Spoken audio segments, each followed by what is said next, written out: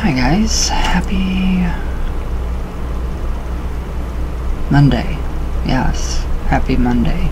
Wow, don't even know what fucking day it is. So, who watched the Oscars last night? I thought that was pretty cool, pretty amazing. So many people, of course we all know that there's sexual abuse in Hollywood and all that, and so many people just attack what they don't know. So, I just think it's kind of shitty. I see so much posted. That's why I should probably take a break from social media for a while, because it's just ridiculous. It is seriously ridiculous. All the people that think that they know, exactly, who is, touching who. But yeah, until you know for sure who it is, you shouldn't call anybody out. You shouldn't be ridiculous in that fashion. Just, don't let other people's bad experiences with themselves, with others, affect what makes you happy, and who makes you happy, and what makes you happy. So if you find joy in watching all of these award ceremony shows, go for it. Go for it. Do your research, but go for it. So, I just find it really sad that so many people are totally bitching. But yeah, anyways. That performance was amazing. Holy crap. They just need to get together.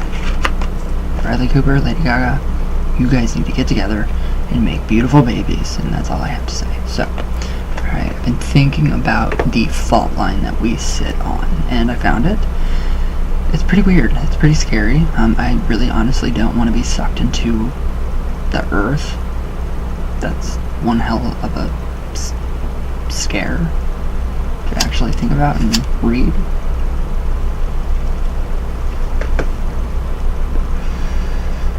So yeah. Ugh. Smoke in the eye. So yeah, Indiana sits near two major fault lines, one which has a history of producing devastating earthquakes. So that would be we would be done. We would be gone. There would be no more of at least us. And if that happened, it does look like California is completely underwater. I don't think that we would see that in our lifetime. My generation, I doubt it. But then again, I don't know. So you never know. We're not promised tomorrow, so we have no clue. But yeah, it's really scary. When you think about earthquakes, Indiana isn't the first place that comes to mind. We do get earthquakes, but it's very rare. So, Indiana isn't the first place that comes to mind, obviously. I just read that. But in the aftermath of Tuesday's deadly 7.1 earthquake near Mexico City and the 3.8 earthquake in southern Illinois, it's not unrealistic to worry about the threat of a devastating quake in central Indiana. And that's where we are. We are central. So it's pretty scary. The Madrid fault line is the newest one that they have found, and that's even scarier. So it just takes me back to think, okay, people have spotted the Mothman. So what's going to happen? What's going to happen next? So, Indiana sits near two powerful fault lines, one of which has historically produced life-threatening quakes. So, the New Madrid seismic zone and the Wabash Valley seismic zone are two of the largest fault lines in the central United States. And that's right here. So, that's pretty scary. Although neither has produced a significantly damaging quake in many years, that doesn't mean that they aren't capable of doing so, but just how much of a threat these zones pose, and how likely are they to produce a serious earthquake is something geologists seem to have trouble agreeing on. So, I don't know, still no men in black coming to my door to tell me not to do something. I wish they would come and tell me to stop doing something that I'm doing so I can tell them no, and I can keep doing it. I think that would be amazing. So, alright, so none of the geologists, they can agree on, they can't agree on this, earthquake. If it's going to happen, if, whatever. So, alright, okay, so because earthquakes are less common in central U.S., the United States Geological Survey says much less is known about the hazards in the area than in places like California, where earthquakes are more common. So, yeah. So, because of this, it's a lot harder for them to guess how likely or soon a major quake could rattle the Midwest. So, now we have the new Madrid seismic zone, which is pretty big. It's huge. And it's really insane. I think it'd be really, not cool if that happened, but if it does, why not? So, alright, the new Madrid seismic zone is located near where the Mississippi River meets the Ohio River in Cairo, Illinois. So, the last devastating activity from the new Madrid seismic zone occurred between December...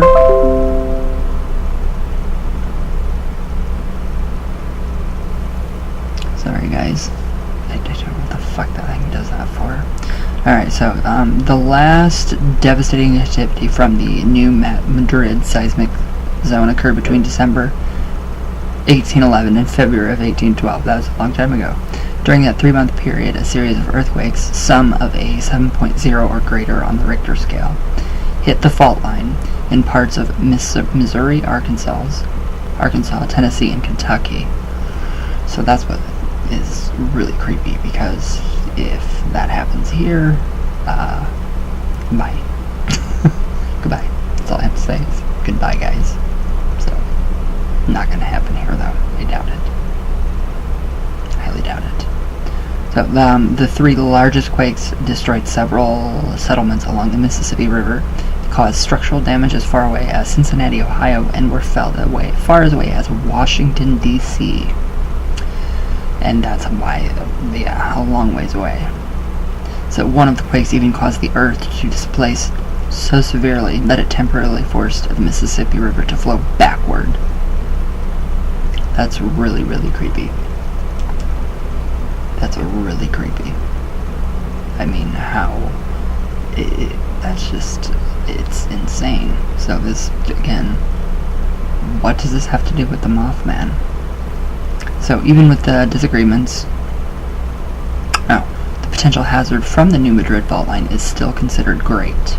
According to the USGS, there is a 7 to 10% chance that a repeat of the 1811 to the 1812 sized earthquakes will occur within the next 50 years, and a 25 to 40% chance of a still dangerous magnitude 6.0 quake could strike during that time. A Federal Emergency Management Agency computer simulation created more than a decade ago found that a 7.7 magnitude earthquake could kill between 3,200 and 4,300 people and leave thousands injured.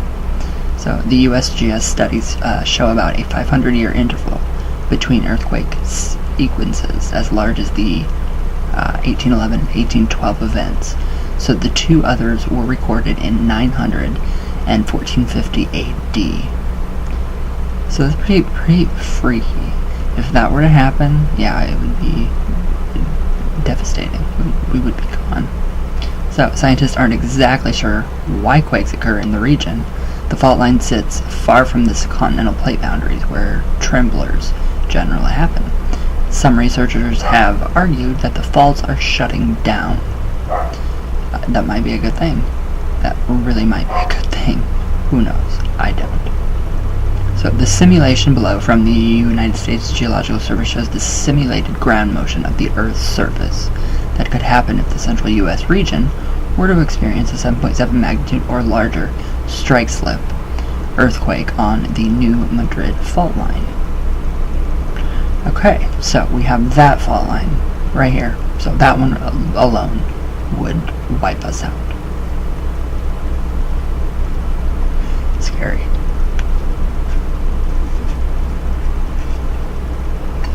Scary, but fun. Okay, now we have the Wabash Valley seismic zone.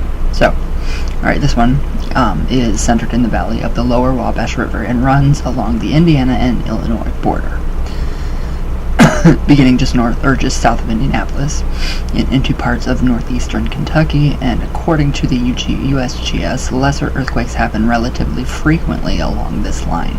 So, but almost all of them are so small they're never even felt. I don't remember the last time that I felt the tremors from an earthquake. It's been a long time. So, even so, the area does see about 1 or 2 quakes a year that pack enough punch to draw attention. It's considered one of the most active seismic areas in the country east of the Rocky Mountains. Alright, so that's really scary, kinda. Not really. I mean, if it's gonna happen, it's gonna happen. So I'm not really scared about it. But yeah, it'd be odd. I mean, the Mothman sightings, and then all of this happening. The 44 people that died right before that giant polar vortex hit. That's crazy. That's, a lot of people, a lot of lives that are, lost. Yeah, that's just scary. So, I don't know. So the most recent quake on Tuesday, was at 3.8 magnitude and was centered in Albion, Illinois, that was felt across parts of central Indiana. But the area isn't a stranger to larger earthquakes either. In 2002, okay, this is a while ago, a magnitude 5.0 earthquake struck Evansville, causing minor damage and no serious injuries. So that's good. So in 2008, a magnitude 5.4 earthquake struck Mount Carmel, Illinois. That quake was felt in at least 16 states, according to the USGS. Damage was reported in Illinois, Indiana, and Kentucky. Wow. We have so many, just the maps are crazy with these fault lines and these seismic grids.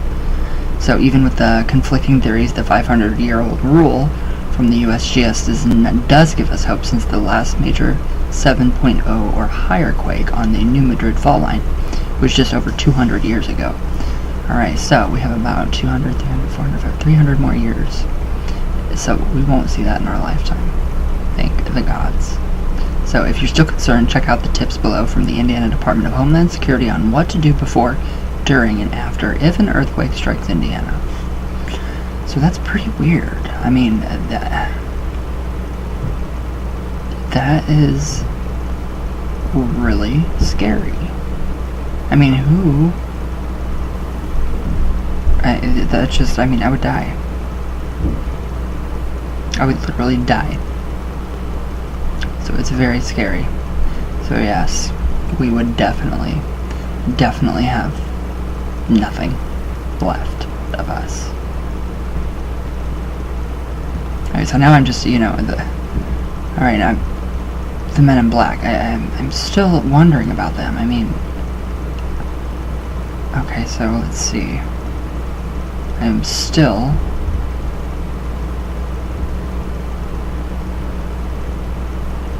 I want to know. I want to know more.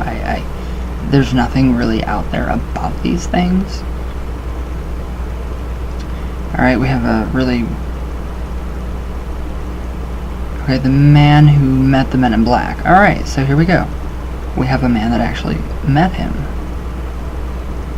Alright, so most people think of the Men in Black as the cool, stylish heroes of the movie franchise. They kept the world safe from aliens. But among the UFO subculture, the Men in Black are entirely different. They're shadowy figures who come after people who claim to experience paranormal activity. Well, I experience paranormal activity all the time, so where are they? I want them to come and tell me to stop so I can do it and continuously do it. I think that would be funny. So, the idea of these Men in Black started in the 1950s. And one of the most notorious encounters happened in Bridgeport, Connecticut. Alright, that was the only one. So I don't know. Alright, the Men in Black, not human.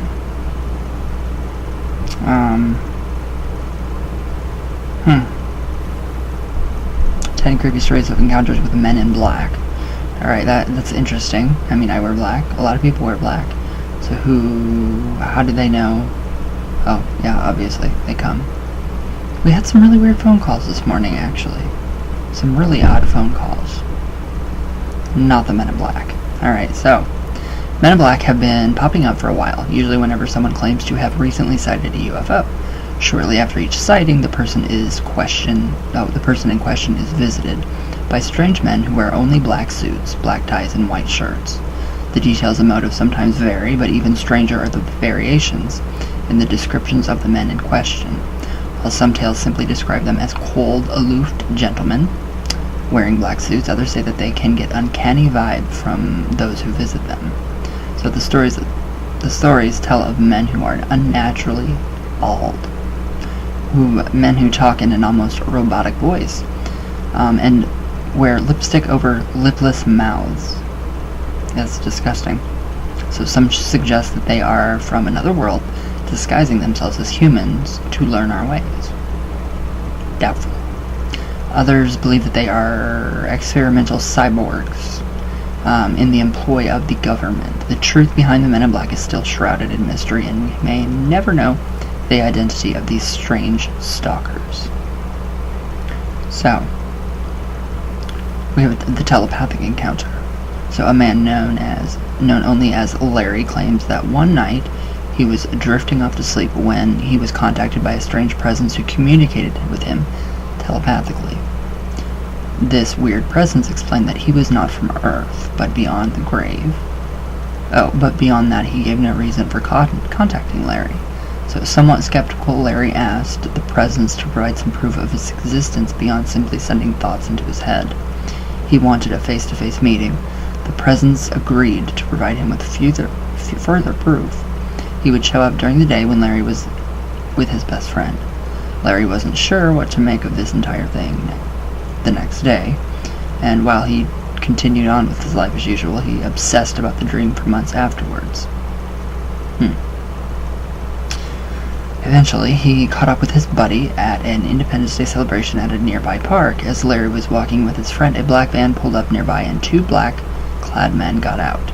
Two more similarly dressed men exited the van after them, but they did not appear to be entirely human in shape. The strange men sat down at a nearby picnic table, looked over at Larry, and then re-entered their van and just left, as mysteriously as they had arrived. Larry never found out why they had contacted him. So, I don't know. I remember some Ouija sessions that we've done together, me and Eric, with my grandma, and these Men in Black are ethereal beings that don't cause harm. I have no clue. Alright, so the teleporting Men in Black. So Albert Bender was the director of an amateur organization called the International Flying Saucer Bureau, and he believed that he finally blown the lid off the whole flying saucer thing. So he had his own publication called Space Reviews, in which he planned to spread his discovery. After compiling all of his collected wisdom on the matter, he mailed it to a friend to look over before he unveiled it to the world. Unfortunately, this attracted the attention of the Men in Black, who decided that it was time to pay him a visit and prevented him from leaking all their secrets to the world. So a couple days later, Bender was on his bed when he suddenly had a dizzy spell. He noticed several dark shapes in the room with him that slowly materialized into men in black suits and black hats obscuring their eyes and faces. He noticed in particular that the men's eyes lit up with an incredible glow. They seemed capable of speaking directly to his mind. They made him promise to destroy his findings and cease all of his research into the subject. Bender was so scared that he was only too happy to comply. So 8, we have alleged Men in Black caught on video. See, I don't get this. A lot of this you see in Hitchcock films, you see in modern pop culture films, TV shows, shorts, you see it online. There's too much. There's not enough proof for me to actually believe that these people exist, or these ethereal beings, even though my grandma said they did. I don't believe that. Well, I believe her, but fuck, I don't know. Alright, so a video was captured of two men in black who allegedly entered a hotel in Canada and started asking questions about one of the hotel employees. So the stories say that the employee in question had recently seen a UFO and had told others about his experience. Not long after, these two men showed up at his place of employment. Luckily for him, he was not working during their visit. According to the witness's account, the men were asking people not only about the employee in question, but also about conspiracies in general. They had no eyebrows or eyelashes, strange hypnotic eyes, bald heads possibly disguised by wigs, and clothes that seemed to be meant for fitting in, but somehow were just not enough out of place to raise alarm bells. So these two men were definitely caught on camera. The question is whether they were clandestine government agents being from another world in disguise, or simply the product of a clever hoax. I think it's the latter. Product of a clever, very clever hoax. So, regardless of the answer, there is something hair-raising about two men in suits walking into a hotel in the middle of the day and asking strange questions about one of the employees, then leaving as mysteriously as they come in. I couldn't do it. I mean, I don't know. So we have, let's see, Buffy the Vampire Slayer. We have a connection there with the Men in Black. The Gentlemen, they're very evil. They rip out hearts. 7 altogether. And then, oh God, Charmed. We have another kind of a Man in Black type of character. Trying to think of the other ones. I mean, there's just so much. I mean, in all these series, these paranormal series shows, I'm sure there are more, but I can't think of any right now. So yeah, evidently these people were caught on camera. I don't know if they're real or not. Then we have from Poltergeist, and I believe this is from before the 1950s. We have the Reverend that's walking and singing, but he's got white hair.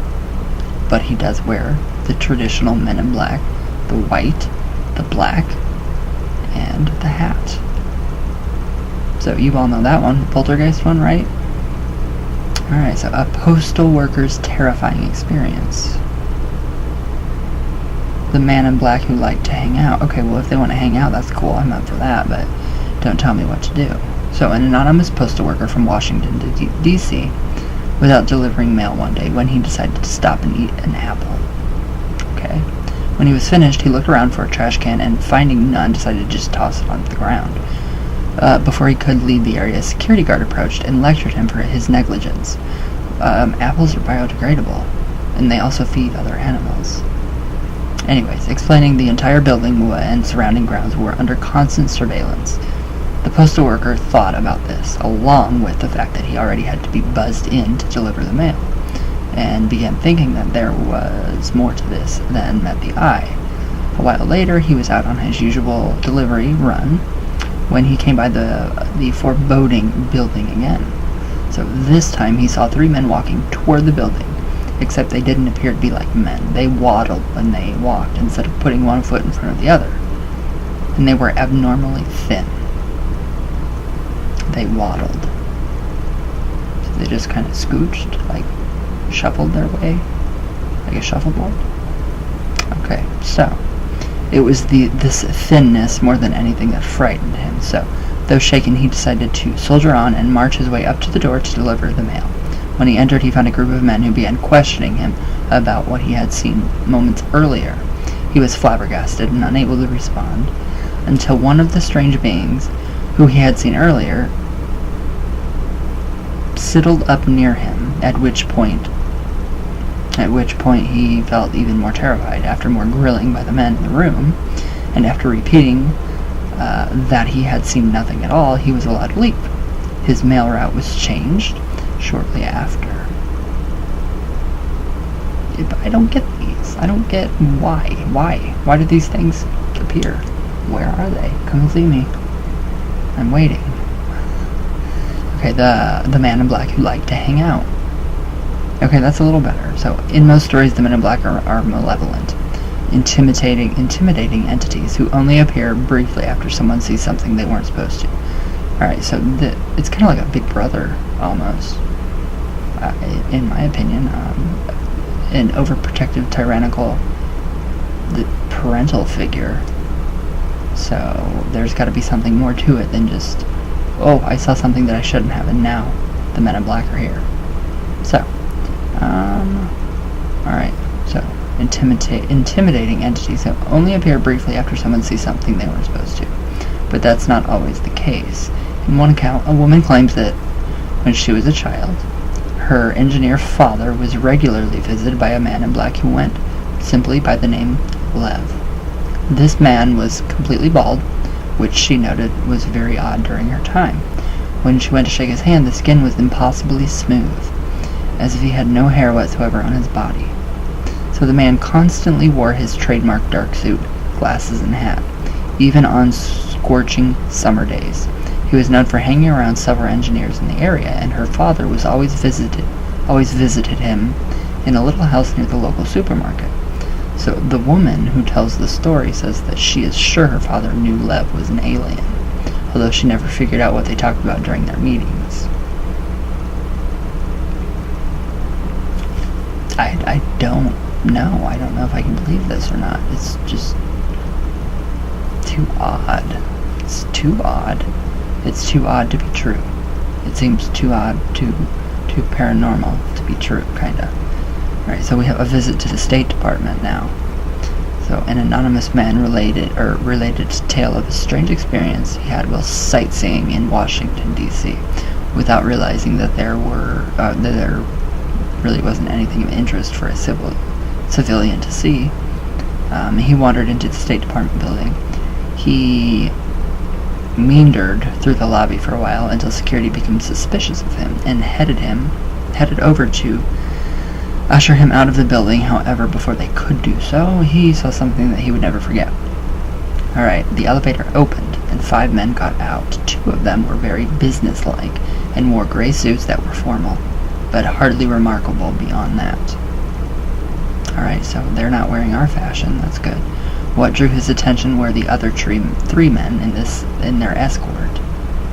These men wore black hats pulled low over their eyes and long black trench coats.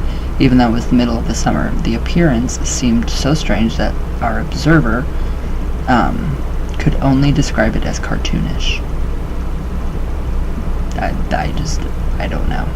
I don't know. So as they were walking by, one of the strange men lost his footing on the marble floor and fell to the ground. Okay.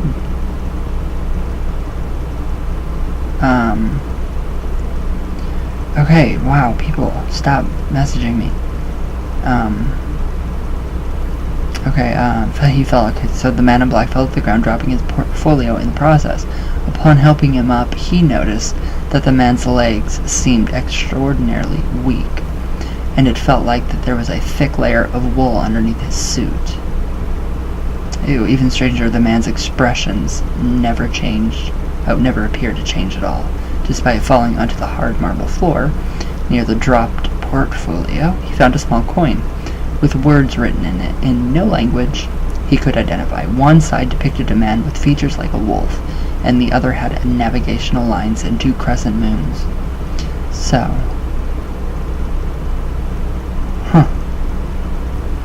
I don't know if this is just picking from, different, pop culture icons, because this is very pop culture. I mean, this is, embedded in our culture now. Right now we have the men in gray, which doesn't make any sense, but whatever. So normally the sneaky men who appear after UFO sightings are dressed all in black. Okay, now I'm wondering, how is this connected to the Mothman? How? So, alright. Okay, but in one tale from Essex, England, they choose grey suits. So William Shearer claimed to have seen a UFO, and a few days later, 2 men showed up at his house. One of the men stayed by the car and maintained an intimidating presence, while the other grilled Shearer about his experience. On the first visit, however, the man seemed more concerned with gaining permission to enter Shearer's home than the answers Shearer was giving him. Alright, now that just kind of seems like people higher ups trying to get into your home to get some kind of information, charlatans, frauds. So I don't know. Alright, so the men spoke in a strange voice that seemed flat and expressionless and had an extremely pale skin. This, along with the oddly intimidating behavior, was enough to scare Shearer, and he chose not to let them inside his house. Unfortunately for him, his experience was not yet at an end. The men ominously proclaimed that they would visit him again, and not long after they turned up at his work. They made it clear that they wanted to talk about UFOs, and once again asked permission to enter. When Shearer turned them down again, the men vanished and never returned, although Shearer believes that since then his phone has been tapped.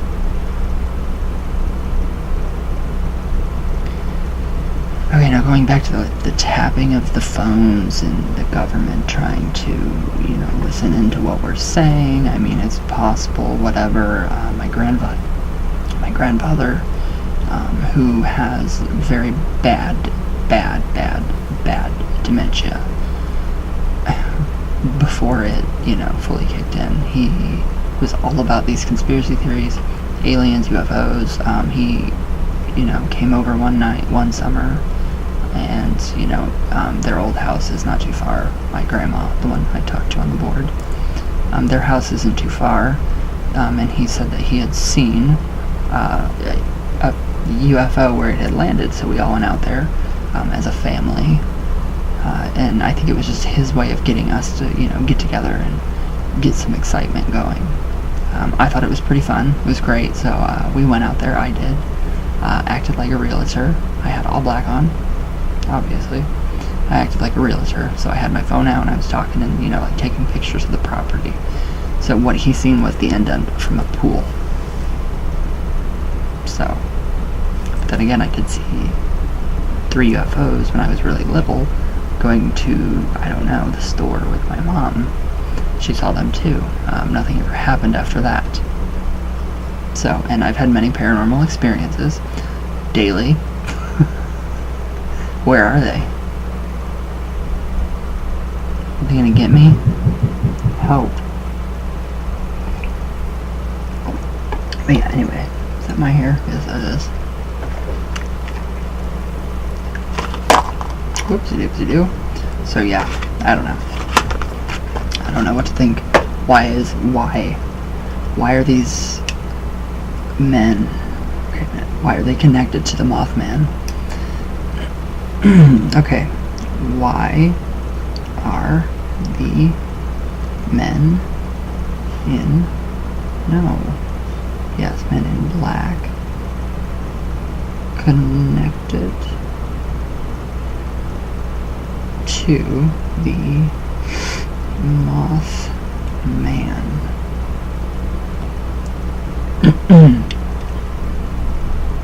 Oh.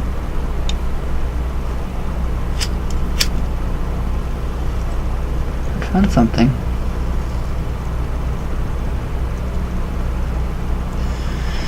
I don't know how much it's gonna work. Alright. Okay, so let's see. The Mothman and the connection. Ingrid Cold. Okay, that's on YouTube, so I can't do anything with that.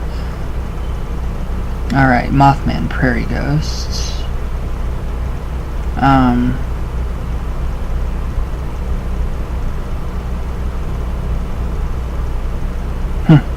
I don't know. I don't know why or how they are connected, so I don't know.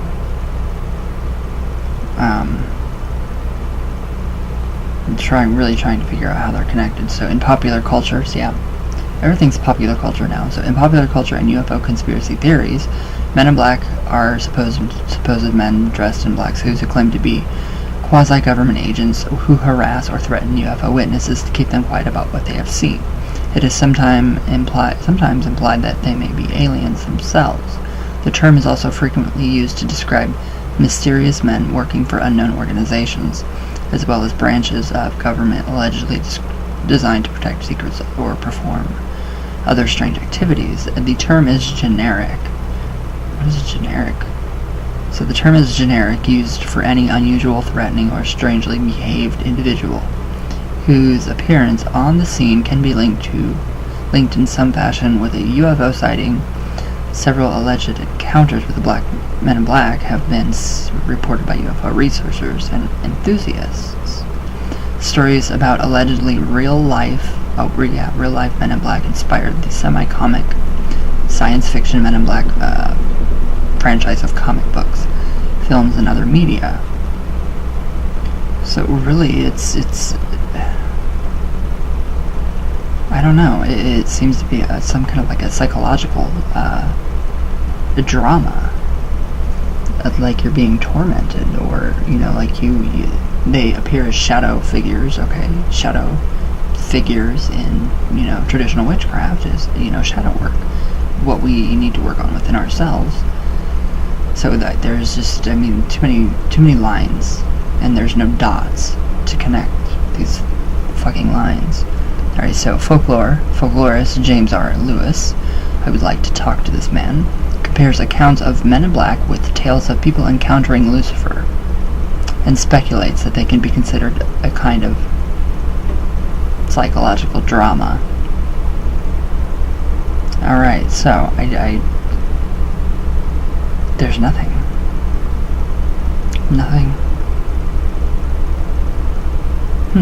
Okay, in his article, Gary Barker, my friend the mythmaker John C. Sherwood, claims that in the late 1960s, at the age of 18, he cooperated when Gray Barker urged him to develop a hoax, which Barker subsequently published, about what Barker called black men, 3 mysterious UFO inhabitants who silenced Sherwood's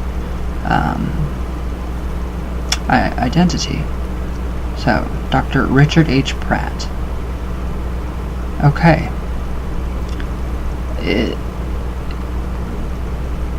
Yeah.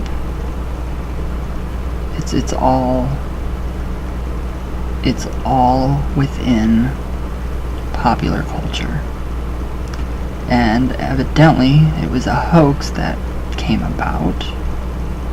So, John C. Sherwood, that's a very big possibility that it could be a hoax. I don't know. I don't know. I don't have the answers. I don't know. It's weird. How about some coffee talk? But yeah, where are they? I mean, I've had weird experiences with people just that appear out of nowhere, but they were never, ever in black.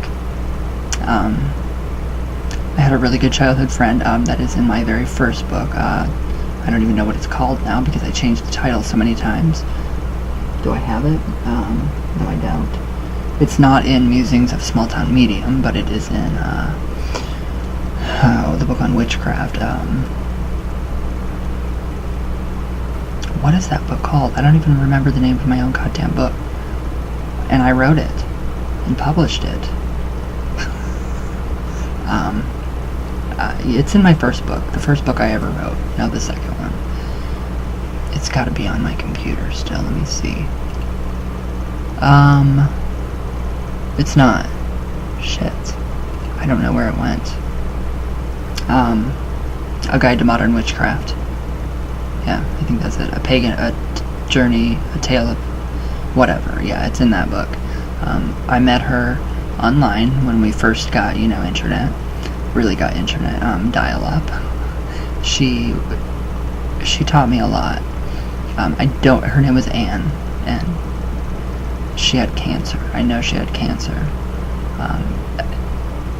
It's a similar story, only she was almost angelic. Her presence that she gave off was very angelic. It was amazing, it was sweet, it was very warm, comforting, loving. We talked for quite a while, and then just one day, out of the blue, no more of her. The day we stopped communicating, I was probably 11. I was probably 11 or 12. 11, because I didn't live here. We moved here when I was 13 or 12, or 13. So probably about 10 years old. 10 years old, or 11. So after that, the book that she sent me that she wrote, couldn't find it no more. Completely gone. Totally gone.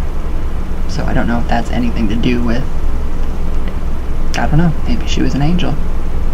She treated me like one of her own kids, and it was so odd. And I can't remember much detail about her, but it was amazing. If I could log into my old Yahoo Messenger from when I was 11, I would probably still have her. But I don't know. It's very sad that that she's not, here anymore. But I loved talking to her. She was amazing. So yes.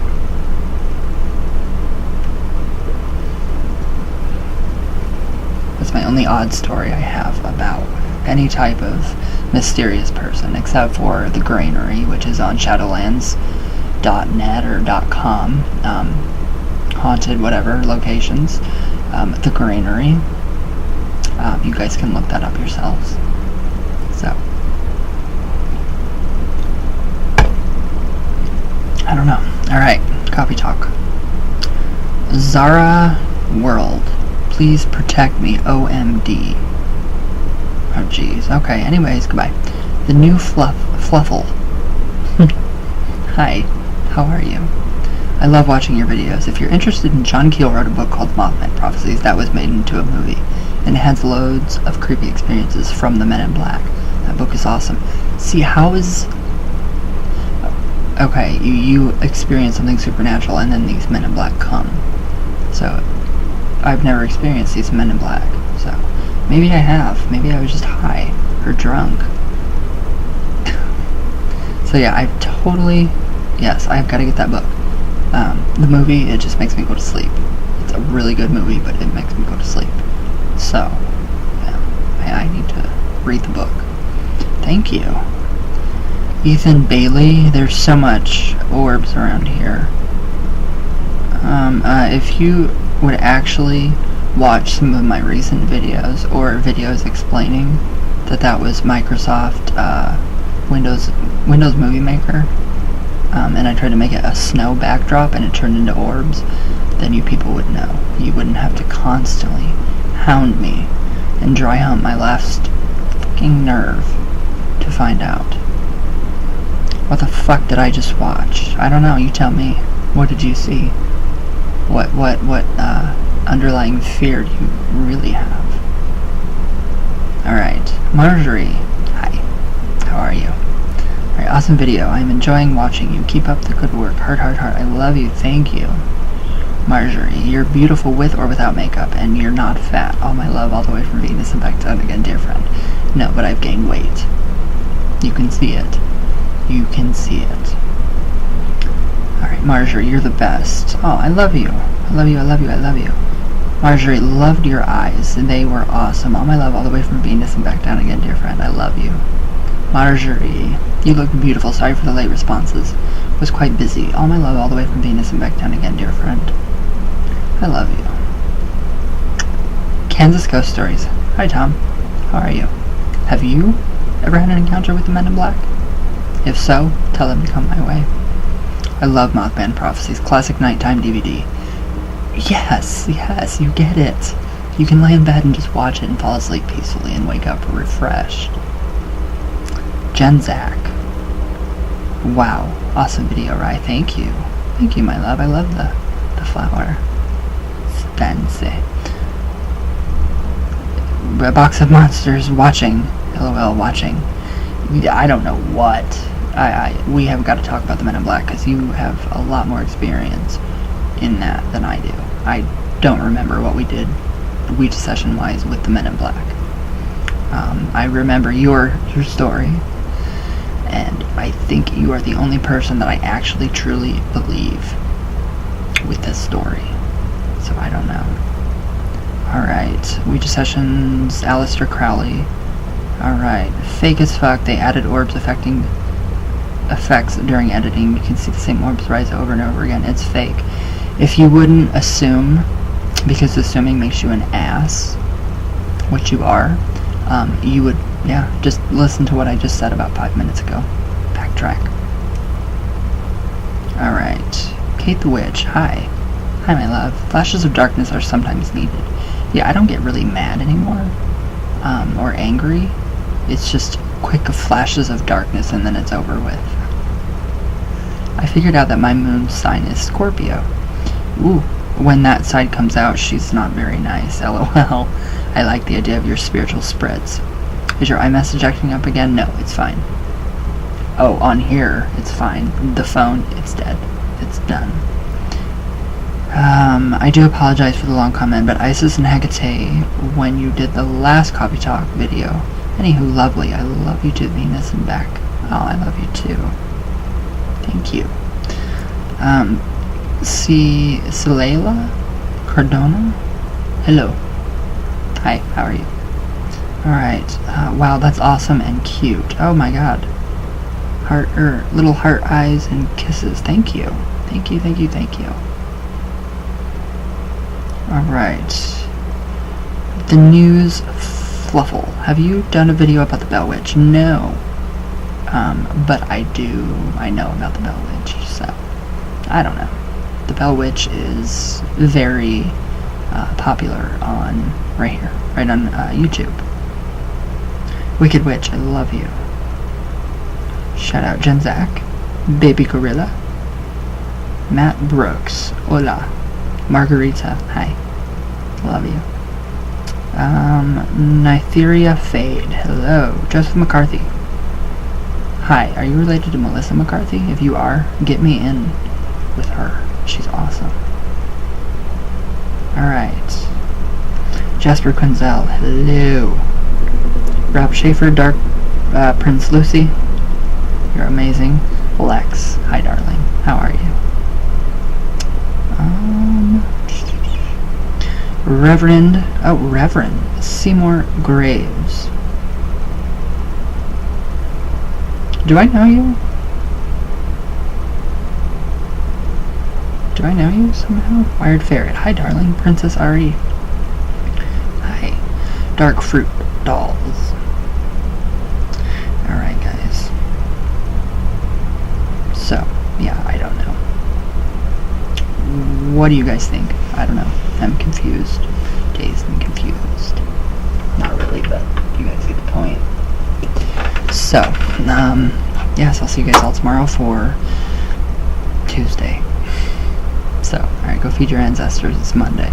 And yes, remember, if you love watching, I mean, if you like TV, if you like television shows, yes, of course, there's all kinds of stuff that goes on.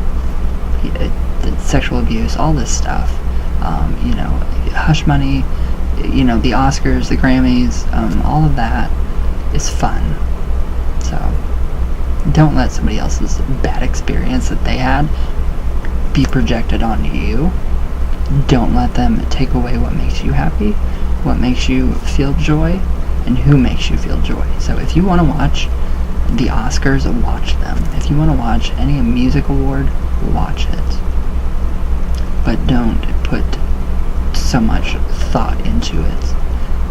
Except for when, you know, you're posting about Lady Gaga and that man Bradley Cooper is so sexy, performing their song together. Then yeah, you can go a bit overboard like I did, but that's okay. Alright, I love you guys with all my heart. All the way from Venus. All the way back down. And I will see you guys tomorrow. So, Men in Black, I'm ready for you. I'm gonna go pick up a lot of sticks and then make cookies. So I'll have cookies ready for them when they come. Alright guys, I love you all and I hope you guys have a good day. And yeah, I'll see you guys tomorrow.